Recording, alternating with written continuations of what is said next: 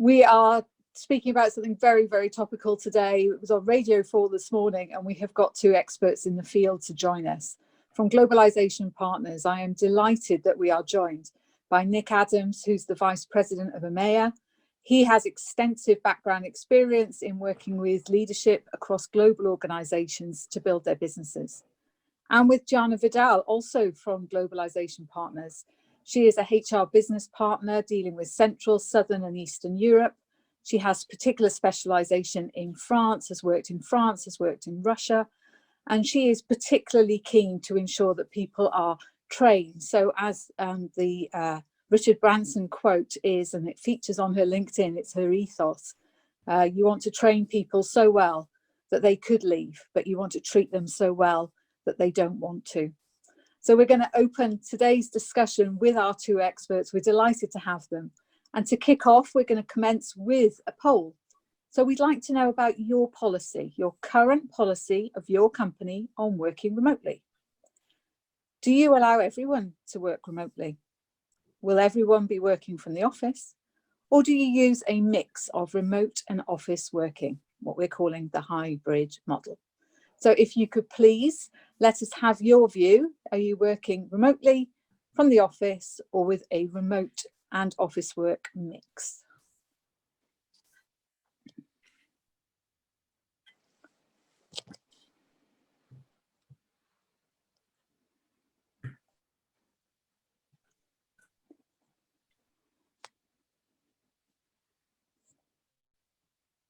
Wow. Well, that's fantastic. We've got a huge mix of office and remote working. So before we go on, can I ask Nick and Janna, is that what you would have expected? So good morning, everybody on the session today. Thank you, Melanie, for hosting this. Thank you, Lorian, for helping us organize this. So just wanted to get that in first. In terms of those results, not shocking. I mean, I would have been very surprised if remote working, hybrid working was not leading the pack. I think, of course, there are always going to be roles where people are office bound. So certainly expected to see that one lower down the pack. And I think, you know, as we move through time, we will indeed see that hybrid model becoming the norm. And obviously, we're going to get into the meat of that today. Brilliant. Janna, anything you'd add? Fully agree with Nick. Thank you very much, first of all, Melanie, Lauren, for organizing all this. It's great to be here. Yeah, I think it's not really surprising that we have this mixture of the presence of the hybrid working due to the fact that we are still in uncertainty and businesses still opening, closing. So we still have this impact on also people and the culture and the processing. So there are some employees and companies who can allow to work remotely, but mainly today we're still in this process where we are setting up a new structure, a new way of working. So I think it's something expected. Well, that leads me into my first question, Janna. If I can ask you first, what's been the impact of COVID-19 on the way people are working across Europe? Yeah, sure. The coronavirus pandemic has had a massive impact on businesses all over the world. It has caused a shift in the way the business operates globally, and the uncertainty has caused business leaders to take proactive measures, mitigating risk to further avoid irreparable damage. According to a survey by McKinsey & Company on small and medium-sized enterprises in France, Germany, Italy, Spain, and the United Kingdom, 70% said the pandemic had a severe impact on their businesses and their revenue has declined. McKinsey also stated that owing to the sudden shift to remote work that obviously took place during the pandemic, roughly 1/3 of the European workforce began working from home. So if we can see from here, there is a logic of the poll question. If this indeed becomes a permanent feature, it just means that workers would not necessarily have to move to cities to take job created over there. The overall nature of work has shifted, whether it is due to technological advancement or changes in generation mindset. The result is that it has been accelerated greatly due to the pandemic. What are your thoughts, Nick, on this? Well, undoubtedly, as you say, if you go back to March last year, when all of this started. I think there was a mixed reaction to begin with. I certainly can remember cancelling meetings and saying, let's reschedule for a month's time and everything's going to be back to normal. And of course that didn't happen. And I think when it really set in that this disruption was ongoing and that there wasn't really an end date to it, panic set in. And that happened across the whole of business. It's not just to do with the workforce. I think, obviously businesses greatly suffered in terms of being able to do business, especially if you're in retail and some other types of similar services where you just had to shut down. So, of course, it was devastating to many businesses. But from the workers' perspective, especially from an office workers' perspective, they got to then become part of this great experiment, which is go from being pretty much office-based to being remote. And I think it was a nerve-wracking time for both employees and employers. Certainly, some businesses suffered a lot more than others as well because they weren't equipped to have a remote workforce. And I think I saw a lot of businesses rally to try and get the technology in place that would enable them to try and have some sort of business continuity. So a couple of interesting things I think that we have seen from the last year. Remote working certainly has had its negatives and had its positives, and I think the positives outweigh the negatives in my opinion. So this new flexible working is something that I think a lot of people have been extremely welcoming of. Being able to work, I say when you want, obviously it differs according to the roles and the businesses you're in, but for a lot of us, being able to take a break when we want to have a break, being able to go for a walk when we want to do a call, being able to do the school run around the other duties in our day. Obviously, there's been extreme cost-saving measures as well for businesses, especially, both businesses and individuals around things like commuting and lower business expenses. I think as well, one of the things which is a little bit more discreet we've seen is people's happiness increase because they can work in an environment which suits them. So, that can be as little as, having music on in the background, increasing the temperature in your room, deciding the furnishings you're working with. And then just quickly to fit in, a couple of the negatives. Everyone talks about Zoom fatigue. I actually quite like the words digital exhaustion because it's more than Zoom, isn't it? It's just spending potentially your entire day online connected. So certainly that has had some issues and we can maybe delve into those. But the other big thing is social isolation, and that's what we are seeing. We're seeing a lot of individuals who miss being in a team environment, and going into the office today, if you're able to, becomes much more of a treat than it ever was previously. Thank you. Nick, I'm going to follow that up with you, if I may.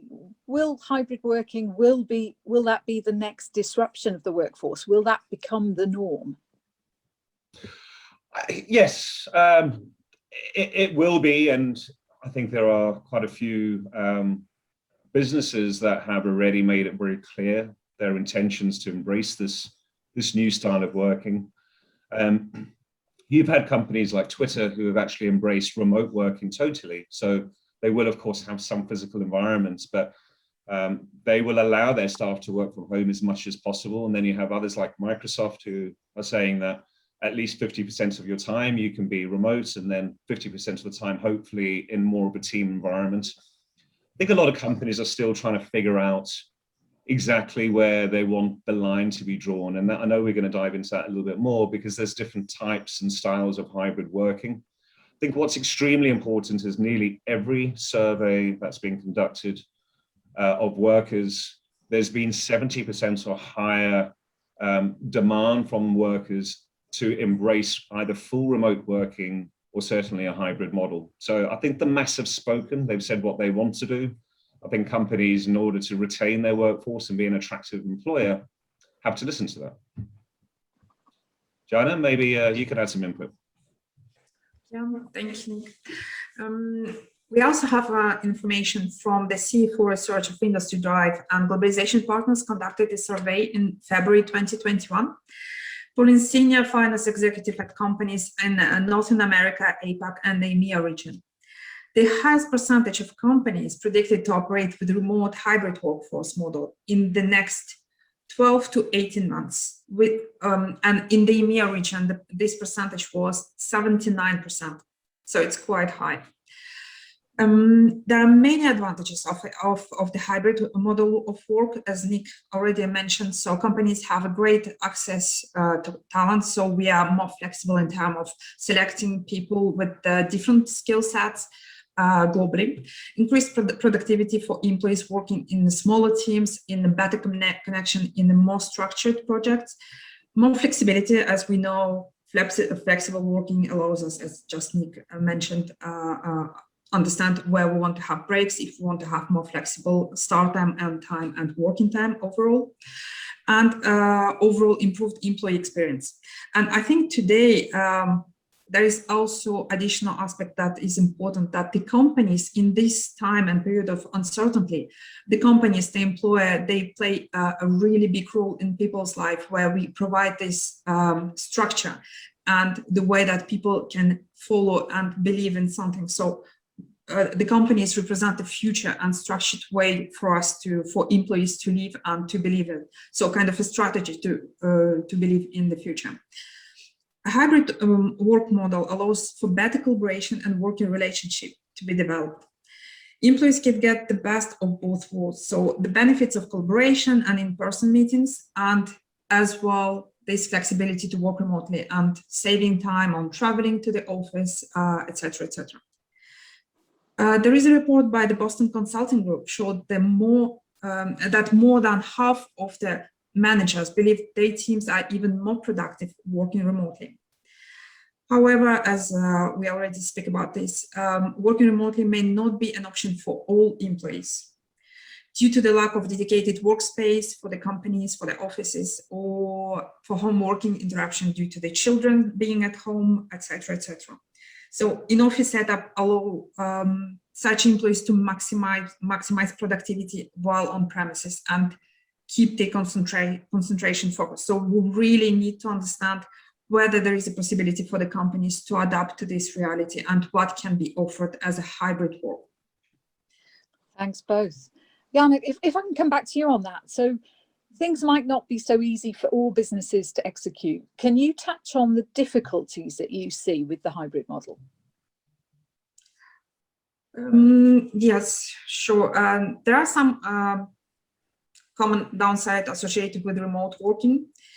For example, back in February 2013, a big company, Yahoo, the new CEO, Marissa Mayer, ended the company remote work experiment and asked all staff to work from the office. In the same year, Hewlett-Packard CEO Meg Whitman announced the same. She wanted everyone to work from the office. It's very important to understand that even with the hybrid model, there are some difficulties which cannot be overlooked. Unconscious bias. Research from MIT has proven that remote workers may suffer due to passive face time. And we speak also about digitalized exhaustion, as Nick earlier said. That is, there is a good chance they may suffer simply because they are not seen in the office as well. In short, telecommuting may be hazardous for employees' evaluations. Culture dilution. Recently, Google announced that hybrid model could hinder the company's corporate culture. So it's not always easy to communicate and to work with the teams on the cultural aspects and values. And this was one of the main reasons for the Yahoo CEO to terminate this, to call all employees to work from the office in order to collaborate better team relationship. There are also risks of siloed teams. Employee working remotely may suffer from knowledge loss. They may also attend fewer events in person, miss some communication from the corporate perspective on the corporate level, and have some lack in communication and knowledge base for the company. And also may have some impact on the employee engagement. There are risks associated with physical separation of staff and importance of employee engagement, where we don't have anymore this physical approach and communication with the team members and structuring nice interactions and talk about simply about work and life. So create this team collaboration within the premises. What are your thoughts, Nick, on that? Yeah, so absolutely support all of that. And I think, incredibly importantly is this whole employee engagement, being able to try and get your company's DNA and the culture, across a remote workforce. One of the very important considerations as well is if you have people working remotely, then you're much more reliant on technical capabilities. And obviously the internet is in a much better place than it ever was in terms of bandwidth availability. But still, I'm sure everyone has been on calls when, you just have technical issues, people can't join, you get the robot voice. That can be very disruptive. And even, I guess, something a little bit more extreme than that is, when you have equipment breaking. And I actually have a relative who last week had their laptop break, and they couldn't do anything. They didn't have a spare laptop they could use, and they just couldn't get access to the applications they needed to be able to do their job. So for 1-2 days, completely unproductive. So there are risks in a technical sense. There are potential data security risks as well. I think another thing, Melanie, which maybe you can add a little bit of light on as well, because this is right up your alley, but you do have a risk of what is working remotely. So, for example, from a tax perspective, typically you need to be in the same tax jurisdiction if you are working remotely. Otherwise, you are at risk of being fined and having other penalties as well in the business. So, for example, it should be in the same tax jurisdiction, which is not so bad for us. That's going to be here in England and Wales, but certainly, if you look at other geographies such as the US, that would require you to be in the same state. So if you have somebody who's working from home in California, it'd probably be okay for them to work down the road, subject to all the considerations that would go with working in a shared space. But if they were then to spend the weekend or the week in another state, then potentially they could be breaching you from a business perspective. The other thing I think is, again, I think Janna touched on this, but if you do have a limited space, because of course companies are downsizing their real estate in order to embrace more of a hybrid culture or a remote culture, then access to that space becomes a little bit more difficult in terms of who can have access and how often can they have access. And I think people have already said, well, I'll have my team come in once a week, which is great. But then what about cross-team working? So I think there's a lot of considerations about how you would utilize office space effectively. So quite a lot of thought would need to go into that. Thank you. I think from an employment lawyer's point of view, one of the main concerns is, will this person have the right to work wherever they are? I think we've touched on that. But also those practical things of, will the contract and will the rules that will apply to that person wherever they're working be something that HR will know about? Will it be something that HR have got to think about more deeply, perhaps with local lawyers? And then you can start getting into what are the tax and the social security consequences. And I think we're going to touch on some of that. So I'd like to challenge both of you. Is there a solution? Is there a way that we can have a perfect or variable hybrid models? Nick, maybe I'll ask you first. Yeah. So I think, the question is, on a scale, where does each business decide to land in terms of being either totally office-based or totally remote? Obviously, hybrid is in the middle of that, but even then you have, a number of different possibilities. So some businesses may just have a single HQ, and they may just have core members of their team who are always in the office, and then have some of their employees coming in on a part-time basis. What we see a little bit more, certainly for medium or larger businesses, is the concept of having regional hubs. And these again could just be where there are mixed numbers of leadership and staff coming in at the same time. Or you also get the situation, which is more what GP are embracing, GP being Globalization Partners, which is really trying to have very small hubs, such as serviced office space, but have them so that all of your workforce can have access to those hubs. And obviously it depends on where you're located and how many employees you have and all of those types of things. But this tends to be an interesting option because you can always have an office space where someone can go into and they can mix and they can get that social element. And there's always, getting the chat by the water cooler, which people, miss. So getting the gossip and forming those social bonds. So we see that a lot. And then, of course, a lot of businesses are just saying, well, we're just going to ask people to be remote as much as possible. And only in extreme cases will they have to come in. So I think there's a lot of different options there. Businesses have to decide what's right for them. There's no doubt that there are huge advantages, as we've already discussed, lower real estate costs by utilizing less office space, lower commuting expenses, more time back in the day for the employees if they're working remotely and they're not doing 3-hour commutes every day. That is such a huge impact on the quality of their living as well. So lots there to think about, lots of options available for businesses. But essentially, I think, the balance is trying to get employee satisfaction whilst ensuring that you can get the performance out of your team and be able to really help engage them and ensure that they adhere to your company culture and DNA. Janna, anything from you on that? Yeah, thank you, Nick. I think and fully agree with you on the corporate side. So it's very important to understand for the business what type of approach is feasible and what type of approach is invisible for the company from the business side. And also, of course, consider legal and compliance aspects on the possibility of remote work and hybrid work environment. Additionally, I would say as a kind of next step, it would be also important to understand what are people interested to do so. And this may help to increase the engagement and motivation, also show to people trust and have this kind of questionnaire to understand what is interesting for your local people, what is interesting for the employees, in order to understand what is their work style, what is their kind of potential for the in-person or remote work.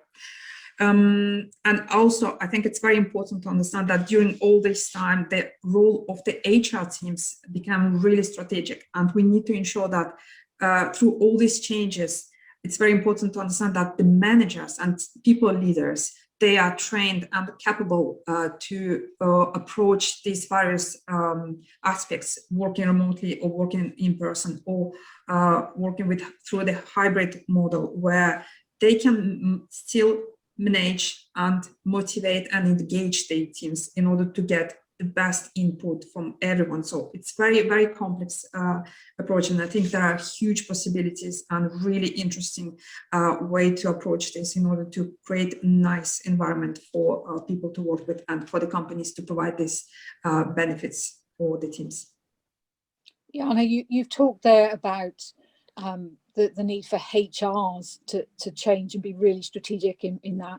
What about team leads? Asking people to manage people working in a hybrid way requires very different skills. So what should companies know about how to manage hybrid workers?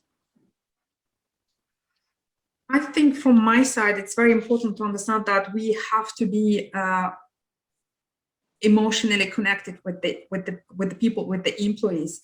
There is very during this pandemic time, we have more better possibility to connect with people anytime during the day, so we can see each other calendars. So there is no kind of a specific way to go to meet someone in the office. You can simply set up the call, but it's very important to kind of, with all this simplicity, to understand that this is still important to have this connection with each team member and also gathering together the different teams in order to work together on the project, but also create this environment where people will have still this feeling of trust and team collaboration. Because we also need to consider that people today working from home, they feel isolated. So it's very important to kind of create this environment where we still enjoy working with the company, with the team members, with the leaders, and we work in this great partnership in order to provide our best and still motivated, So I think very important to understand this, how to provide this connection from the team leaders to their teams, and this trust, and have a better visibility on people's life as well. So flexibility, I think it's one of the key success, where we provide this trust and connection with the employees and help our teams to collaborate and have this connection during the day and during the working time. Thank you for that. If I can come to you again, Janna, I wanted to ask about the importance of remote work compliance and international employee relocation. Your experience is across Europe. So how do you make sure that you get it right in each of the countries? Yes, absolutely. Companies might already be familiar with the employee relocation at the local level. So I think some of the international companies, we have already these aspects covered from time to time. Global mobility, on the other hand, is not as straightforward. Relocating employees internationally can be a complicated process, beyond just the logistic or physical relocation employees to another country. Companies may relocate employees domestically for full-time roles or internships or temporary assignments. HR professionals and organizations are mainly familiar with all this logistic and the processes. However, if a company is prompting an international relocation, this is where it's getting more complicated. There are many costs to consider. Simple example like visa sponsorship cost, office-based, etc., etc. The employer must ensure they have the ability to pay and offer compliant benefit package to the employees and all the local requirements. If the company has no business entity set up in the country where the employee will live, they will not be able to do so. So there are some complexity with all that. Beyond the cost of entity setup, payroll registration, benefit administration, employers must also ensure they keep up to date with changing local laws and regulations. So this where we have this compliance and legislation coming into the role as important aspect to consider. Thank you. And you talked about payroll registration. The other thing obviously is to factor in the cost of that piece of administration, but also what the social charges are locally that would have to be paid. Nick mentioned earlier about some of the legal issues, and what I'm seeing is that some businesses who aren't quite as used to this as you are finding that they don't really understand what's happening in some of these other countries where staff are working. So, for example, if a staff member went to work from home, perhaps from France, that there might be rights there that they wouldn't have if they'd worked in the UK, which they also need to bear in mind. So there's a huge challenge, I suppose, to businesses, as well as huge benefits. What's the solution? Nick, can we ask you, what's the solution for international employee relocation? How do we build these compliant remote teams? Thanks, Melanie. I think you gave a great example, which we see a lot, which is due to the pandemic, a lot of workers went back to their original home countries, perhaps to be with family. And on a short-term basis, that tends to be fine. You tend not to fall foul of legislation. But where we have the situation where we now have workers who are in other countries and they want to stay there and you want to retain them, and that's something we see a lot of, by the way, then that's a whole different ballgame. Because suddenly, there are a number of requirements on the employer to, pay taxes locally, for example, to make sure that social charges are also administered correctly. And there's a whole raft of legislation that you'd have to be aware of. So that's something that we help a lot with. So the way we do that is we've actually registered our own entities. So that's branches and subsidiaries in countries all across the world. And then we work with companies to hire their staff into our structures. So we become the legal employer of the worker. We make sure that they're paid, obviously, in local currency. We'll make sure that all the taxes are paid to the right authorities. There are different benefits from a statutory perspective in countries as well, so that you'd have to consider. So in the UK, of course, that would include pensions. So we have to make sure that we're honouring whatever we have to do by default. But then there's also supplementary benefits, which, depending on the countries, also come into play. Making sure that you're adhering with local labour laws is incredibly important, and that's what we do. So we take all of that pain away by hiring the worker, and then we assign the worker back to the client. So obviously, from a day-to-day perspective, they are just performing as if they were an employee of that business. So this model is called employer of record. It's what we've been doing now for 9 years. We support about 2,000 companies doing this. There's a lot of other use cases. I don't know how much time we want to dwell on this now, or we can come back to it, but it's not just that case of your worker going back. What we see these days is, because I guess remote work is much more acceptable to businesses now that they can see that employees are productive and they can work remotely. We're seeing businesses now looking for the best fit for the role, regardless of where they're located. So they don't have to be within an hour of the office, for example. They don't even have to be in the same country. There's many use cases that I could provide, or examples of that. We had one recently, a customer who was looking for a CFO. It was a UK company. They found the absolute perfect candidate who happened to live in Cape Town. And they've got a great talent. We've managed to onboard them and hire them in South Africa. Of course, there's a cost saving as well. If they'd hired the equivalent person in the UK, the salary would have been double at least. So we're seeing all these new trends that are coming around. There's other examples I can give as well. Just I guess a European example, which I'm happy to share, is one of our customers is Monday.com. They're actually Israeli based, and they're what's called a unicorn, so a multi-billion-dollar valuation scale-up, and they wanted to expand extremely quickly into multiple countries at once. So their use case was a little bit different, really. It's not about retaining employees.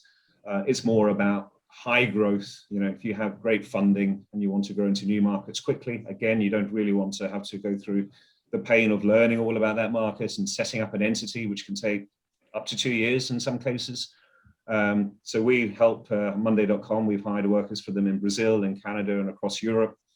And the great thing about this employer of record model is, if a market's not working, if you're testing a new market out for whatever reason, it's not really performing as expected, all you simply do is make last payroll to the worker, and then you're out of that country. So, which is a lot easier than dismantling any legal structure that you've built along the way. That's really interesting.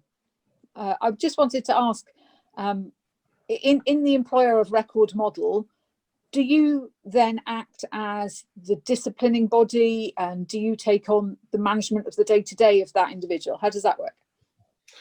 It's a great question. So we effectively are the HR BP for the clients.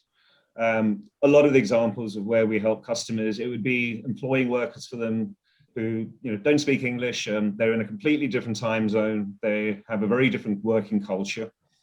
So it's difficult for the client to do that day-to-day administration of the worker. So we, again, act as the HR BP. We're on hand to answer questions around their employment, about their pay, about their benefits. But going beyond that, it's also things like maternity and paternity and everything that goes along with that. What are their entitlements? If they have an accident, what is their insurance policy? We've had cases where some of our professionals, as we call them, have had accidents. They've had to be airlifted from one country to another. So we have to get into all of that type of detail, even things like performance improvement plans. If you have professionals who may not be living up to your expectations, there is, of course, a process you have to go through. And depending on what country that's in, that process can look very different. So we have to make sure we are adhering and complying with local laws, that we're going through those processes, that we're putting in place performance improvement plans. And if that still doesn't work and that leads to termination, again, there's a process we have to follow, and we have to be compliant in doing so. Thank you. I love the idea that we can now attract talent. I mean, one of the things that we were worried about in the UK was loss of talent, was loss of skills, particularly with Brexit. So I suppose I wanted to introduce our second poll question at this point, and we've led on to it beautifully. Thank you. Is your company, members, everybody listening, is your company looking to hire internationally in the next 12 to 18 months? We have yes, no, and maybe options. Yes, no, or maybe.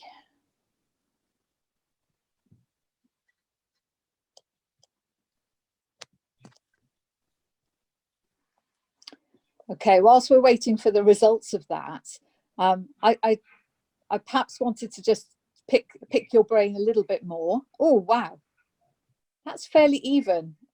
Nick, would you like to comment on that?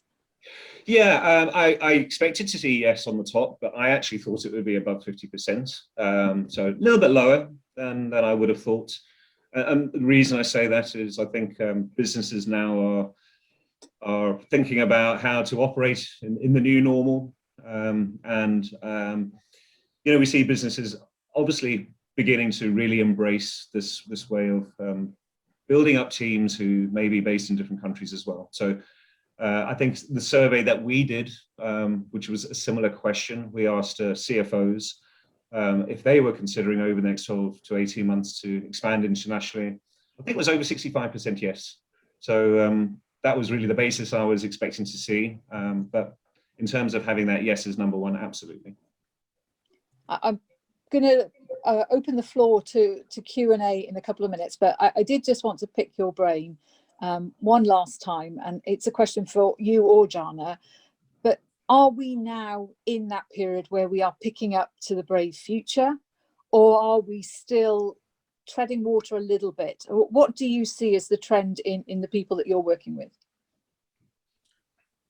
I think, yeah, at this stage, we're still trying to understand what is the, we speak about return to normal, but there is no normal anymore. We don't know what is normal, and we don't know what it will be. So I think it's really a great opportunity for the companies to understand what they can build and what they can offer to the employees in the future, and how they can capture all this current situation, the crisis, and what kind of environment they want to build in accordance with their values, what they want to communicate to their teams, and how they want to create this future. So it's really interesting time and great opportunity for the companies to really think really hard and work in a great collaboration with the HR teams in order to understand what soft skills managers and team leaders need to have in order to engage and motivate teams, still stay connected with them, and provide this motivation through the business values and objectives. So it's really, I think we're still in mode where we're thinking where we're going. And I think step by step, there are companies who take a decision and go above that and go more strategically. They may have really a key success to the future, and they will build this future. Nick, anything to add? I think Janna's summed it up there nicely. I have noticed we've had some questions come in on the Q&A, so I don't know if we want to maybe address some of those. Do we want to invite? Lauriane, would you like to take us through those? Absolutely. So yes, we do have a few questions, and we still have about 20 minutes, so do feel free to send your questions as well. Interestingly, they're all around engagement, trust, so clearly issues that do come up a lot, both in global organizations and remote working models as well. So the first question was about restoring employee engagement, especially so in a young company that requires a lot of face-to-face interaction. How do you think, engagement issues can be addressed in remote or hybrid teams? I'm happy to have a stab at that one. So thank you, Claudia, for the question. Engagement is obviously incredibly important, especially as you move away from having everybody in the office.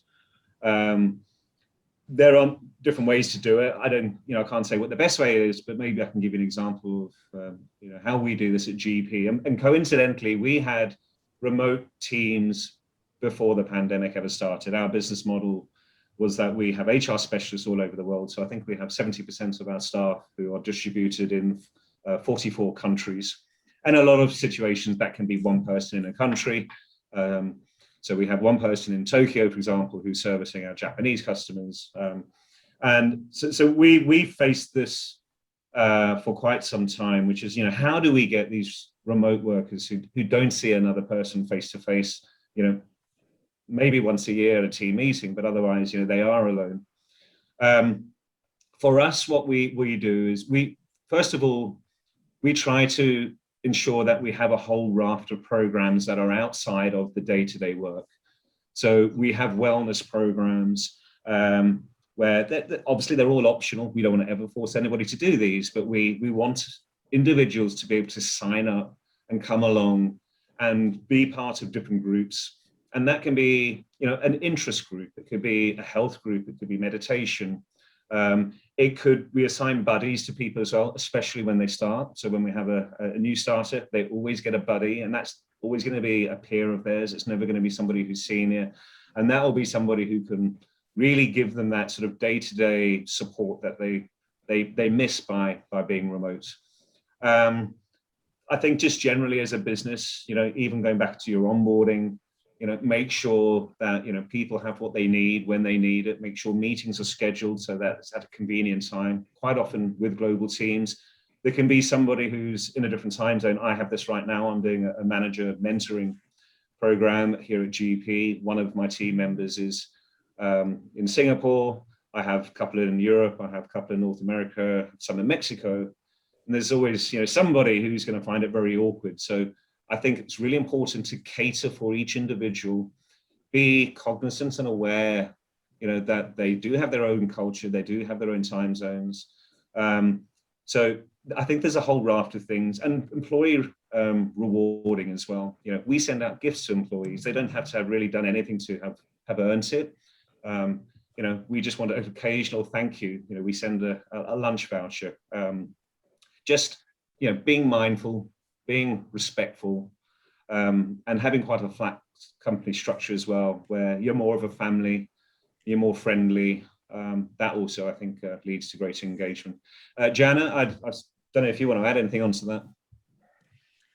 Yeah, thank you, Nick. I think it's very, very important to understand on the engagement and motivation side. So as Nick said, we have various sessions for the employees, so with the liberty to join or not. So it kind of creates this connection to people and also let us to work together. Additionally, I think, and maybe coming to also the next question about how to create this connection with the leadership team. I think it's very important to understand that we have this structured approach where we understand that due to this digital connection today and lack of in-person presence, we don't have any possibility to kind of, communicate globally and then stick some documents somewhere so people can access them easily. So we need to understand that we have in place structure and tools for our employees to be able to come back to them. So shared services or iCloud solutions, something that will help the employees nowadays to stay connected with the business purpose and the business goals. So this is very important to provide this communication and ensure that the business strategy and information is not missed because someone was absent or anything else. So we need to ensure that this is well communicated. Also, in order to stay connected, it's very important, once again, come back to the leadership team, to be mindful of the team members and be able to delegate, so be able to provide this soft skill capacity and communication towards the teams. It's very important to be mindful of the feeling of disconnection nowadays. Once again, we're all easily connected, but it's very important to understand that we have this connection with people. And this also may come from the cultural aspects. For example, there is a question about this approach specifically in France. When we speak about cultural connection, there are some countries where we have more structured communication by emails or digital, and it goes really well.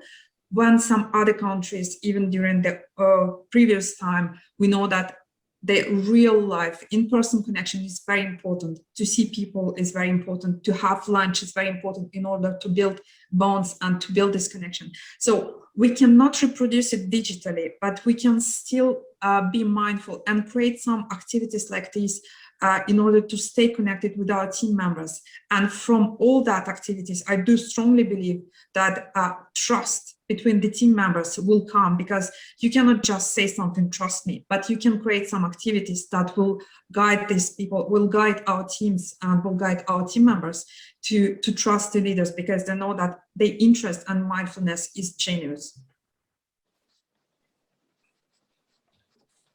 I may just add, by the way, you know, by the way, I did hear a question from Anne Rhodes, and I think, Janna, you were talking a little bit about that, and you know, you're talking about the trust between subordinates and management. I think employee pulses, employee surveys are incredibly important as well. We do quite a lot of that here, which is to try and really get an honest critique from the workers in terms of how they feel about things, and also help get them involved in decision making. So, you know, ask them about how they're feeling, ask them how you can improve the engagement.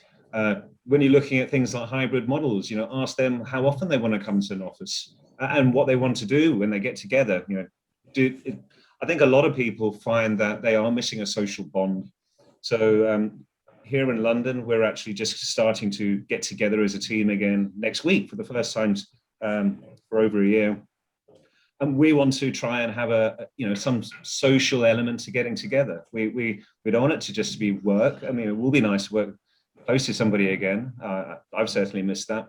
But, you know, going out for drinks or having some food together or whatever it is, it doesn't really matter. But I think getting the actual subordinates, as you put it there, getting them to, you know, have a say, feel valued, and then help make the decisions of how you will continue to run your business and embrace the new norm of working, I think is very important.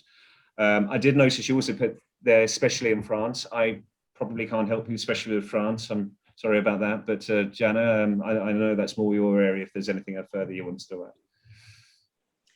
Yeah, as I said, I think when there is a possibility to connect and to get together outside of work, it's really good. And in France, you know, we are really sticking to this idea of having coffee together. So it's very important for us to go for a coffee break, but you have to go together. If you have lunch, you need to have it together. You cannot just sit in your corner or in front of the computer. It's really, like, you know, not possible. So I think this physical connection and in-person time is very important. Even if there will be a possibility to work through the hybrid work, these team meetings and team buildings through, you know, sometimes once a month, once a quarter, to gather all together and still stay connected through any kind of possible ways, it's really important. So connection to people, it's one of the key of success. Thank you both. We have another question leading from all of this. For those team members that are perhaps a little too happy working from home and don't see the benefits of going back to the office, what are the main benefits of the hybrid model, and how can you communicate this to those team members to convince them in a way of the benefits of going back to the office a few days per week? That's a good question. I think, you know, the first thing that comes to mind, it depends what role the person is doing, because, and I say that because, for example, you know, if you look at tech developers, you know, they tend to be, if I can say, more independent than some other types of workers. They tend to have a very specific job role to do, and you know, there's a certain amount of work they have to get done if they're developing. So I would say in some situations, if people are happy working remotely, they don't really want to come in, and they're getting their work done and they're performing, then, I would say, embrace that if you can. I think as long as you're happy with them, they're happy with you, they're doing what they should. In some situations, it probably doesn't really make a lot of difference. I think where it does become more important is where you have teams that really do need to get together. So quite often you need those brainstorming sessions where you're whiteboarding and you really, as a team coming together. If you have remote workers who are less keen on getting together in those scenarios, then I think you just have to make it a good experience for them. It can't be all work. Make it fun as well. Again, we've spoken about having that social element to getting together. And if it's in a nice surrounding, I think people like that. If the commute is not too bad. So again, I think you have to be mindful. How often are you going to bring people together? What is that commitment going to be on them in terms of journey times? And what is the fun aspect of getting together? There should be some, but I absolutely would say, employers must, if they think that they need to get a team together in order for that team to really be effective, then, they can make that demand upon the team. I think it's realistic. Any other questions, Lauriane? Not from me. I think we're coming to the end of the session. Janna, did you want to add anything on that question just now? Yeah, I just fully agree with Nick, and I think it's nowadays we coming to a different approach where we were seeing performance as kind of time spent and work-related activities which are visible from the office presence, etc. Today we are more focusing on results, so it's very important to understand what people are doing instead of how. So giving this flexibility again and understand what is good for your people can once again create this trust and motivation. But of course, we need to be mindful that we need to, from the management perspective, to provide this information consistency so people know what they are expected, even having all this flexible approach. So once again, return to the management aspect. It's very important to provide clear objectives based on what is expected from this specific role and what would be also desirable kind of targets and achievements and the outcome from this role from each specific function. So once again, we're coming back to this connectiveness and connection between the leaders and the team, and also all collaboration of the executive team within the company and the HR division in order to build this trust and create this new strategy, which will be beneficial for the employees and great future for the companies. Lauriane, may I ask a last question? Please do. Time. Melanie, sorry, why do I keep calling you Marie-Lise? I take it as a compliment. Janna, I think it's for you, but how do we engage and manage teams remotely, knowing now that it's probably on a long-term basis rather than, lockdown, short-term emergency? Can you just tell us any tips you have for engaging that long-term period? Some tips could be, once again, clear communication on the work-related objectives. So it's very important for people not to get lost in the communication, understand what is expected from them. Based on that, I think it's very important to empower people and give them responsibility for the specific actions or the projects. This helps a lot as well to kind of create this environment where each employee, each team member has this responsibility and this feeling this trust from the management team and from the company that they are leading something, doing something important for them and for the company. So there is an aspect of connectedness. And the last tip, probably, it's once again coming back to this connection. So what I usually do, I always stay connected with my team members, like, on a daily basis, a small chat, like, how are you doing in the morning? Have a nice evening in the evening. Even if we don't have a lot of time to spend together, at least they know that I'm here, I'm present for them, and I will be able to cover any difficulty, any aspect or any issue for them. So they can trust me, they can count on me. And once a week, we have just very brief time to catch up all together, to exchange exchange some fun stuff, not about work, but about personal life, some anecdotes, and go over the weekend. So once again, step by step, it creates this positive environment, and hopefully, yeah, in the long term, it will create great performance and team collaboration for all of us. That's absolutely fantastic. Thank you to Janna. Thank you to Nick. So many nuggets, so much wisdom, so much experience of how we can make this work and make it work well. I don't think any of us are blind to some of the challenges, but I think you've given us some real, very clear steers and insights on how we manage our way through this. So to everybody who's attended, thank you very much for giving us your time. To the French Chamber, thank you for organising today's event. I hope that everybody will agree with me that it has been a packed session with so much for us to take away and digest. So thank you to our speakers. Goodbye, everybody. Have a great day.